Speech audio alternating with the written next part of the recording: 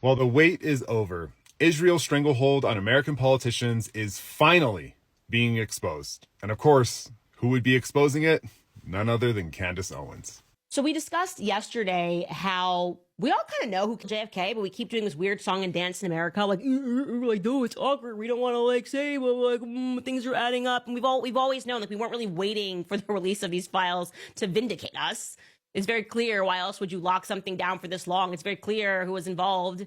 And the weirdest song and dance and all that we're all doing at the moment is pretending that RFK Jr.'s unflinching loyalty and quite frankly, his fear of saying anything negative about Israel is not bizarre. This administration is fully compromised. I noticed as soon as he appointed Marco Rubio, I was like, what is going on here? That makes no sense. And then he went and criticized Thomas Massie and called for him to be primaried. That was a huge red flag. Then you have Kennedy coming out and saying that October 7th was a Holocaust. This crazy deporting students, legal immigrants, because they're critical of Israel, because they're writing op-eds against the genocide? Like, no, this is crazy. This is an Israel first platform. This is not what we voted for. We were against war. Now suddenly we're fighting Israel's wars. We were supposed to end foreign aid, and instead we've canceled all foreign aid and given Israel more foreign aid than ever before. And for what reason? Because they're our greatest ally? What have they ever done for us?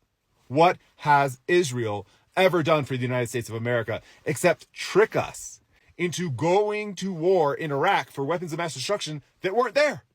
There is no question whatsoever that Saddam is seeking and is working and is advancing towards the development of nuclear weapons. No question whatsoever. There were no weapons of mass destruction. They said there are weapons of mass destruction. I was against the war. Believe that a clear connection between Saddam and September 11th must be established before we have a right to prevent the next September 11th. Well, I think not.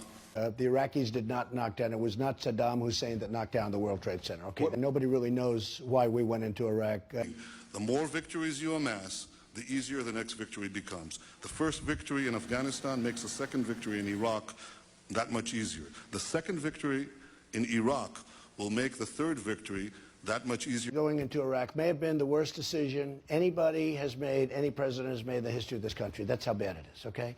If you take out Saddam's regime, I guarantee you that it will have enormous positive reverberations on the region. We have spent $2 trillion in Iraq and fighting Iraq. $2 trillion. $2 trillion. Thousands of lives. We got nothing. My whole life, I have watched Netanyahu manipulate the American people and our politics. Democracies don't go to war easily, and they usually debate and argue before they do. Sometimes they have to be bombed into going to war. Here's a diagram. This is a bomb. It's a map. It's a map of a curse. He came to this country and got states to pass laws that we couldn't boycott Israel, a foreign country, American citizens.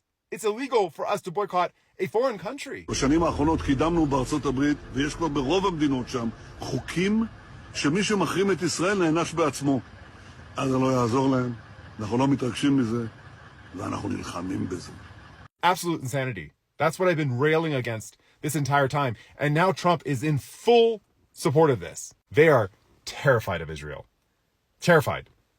And yeah, I'm sure it's blackmail, but I'm sure that it might be even more than that. There is some existential threat that would make every U.S. politician, including Nancy Pelosi, who said one of the most ridiculous things I have ever heard a politician say, that if our Capitol was to burn to the ground, the one thing that would remain would be our support of, I don't even like to call it support, our cooperation with Israel. If this Capitol crumbled to the ground, the one thing that would remain is our commitment to our aid, and I don't even call it aid, our cooperation with Israel. What an unholy load of shit. Congratulations to all the people out there who aren't influencers and had the balls, like myself, to lose parts of their audience and come out and admit, nope, we didn't vote for this. This isn't right. And you should always hold politicians to task. We should have no politicians that have allegiances to foreign countries running our country, sending our money overseas. They know I'm coming. Okay, they definitely know I'm coming because you know what, Olivia Nuzzi? You didn't take a clean effing shot.